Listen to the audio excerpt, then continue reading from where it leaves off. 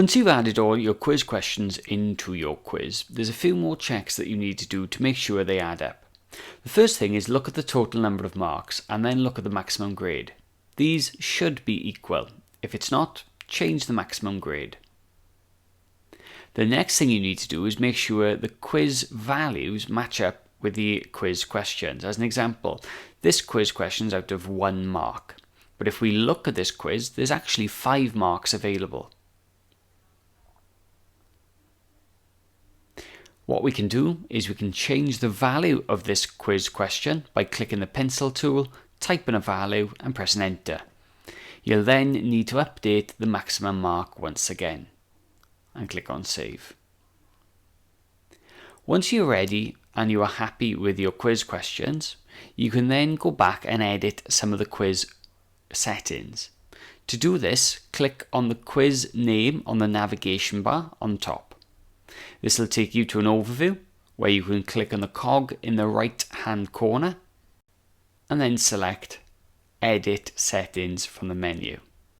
Once you're in the quiz settings, you can then write instructions for the quiz in the description box by just simply typing and then editing them. We're then going to look at adding a time limit. Click on the timing box and then enable the time limit option by clicking in the tick and then adding a value into the option box like so. The next setting is optional. We're going to be setting a passing grade so that when the pupil passes the quiz, they'll automatically get awarded a badge. If you're not using badges, you don't necessarily need to do this. What you'll need to do is think of a value that's less than your total value of the quiz. In our case, ours is 16, so we're going to put a passing grade of 14. The next thing that we're going to do is put an extra restriction on attempts. So I don't want pupils to be able to take the quiz straight away after they've done it once. So we're going to add a delay in.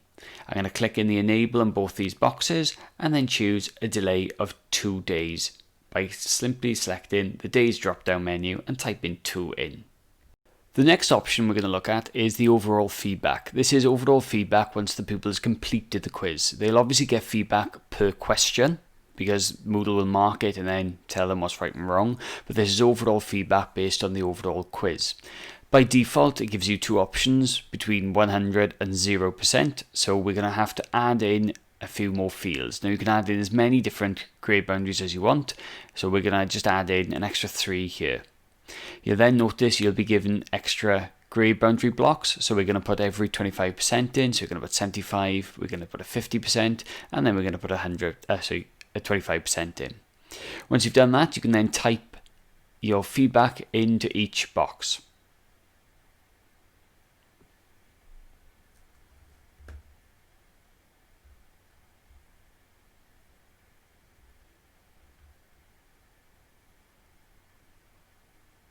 Once you've finished with typing your feedback in, you can then scroll down and then we'll go on to the next part.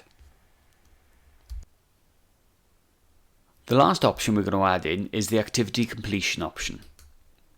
When you select the activity completion, you'll then have to change this completion tracking from pupils can manually mark the activities complete to show the activities complete when. We want to make sure that pupils receive a grade to make sure it's complete, and ideally we want them to have a passing grade as well. That will automatically mark the task as completed, therefore the pupils won't have to do anything manually. Once you've done that, click on save and return to course. The quiz will be then ready to use, and you can move it around using the drag handles that will be on the left hand side of the quiz, and you can put it into a new location should you need to.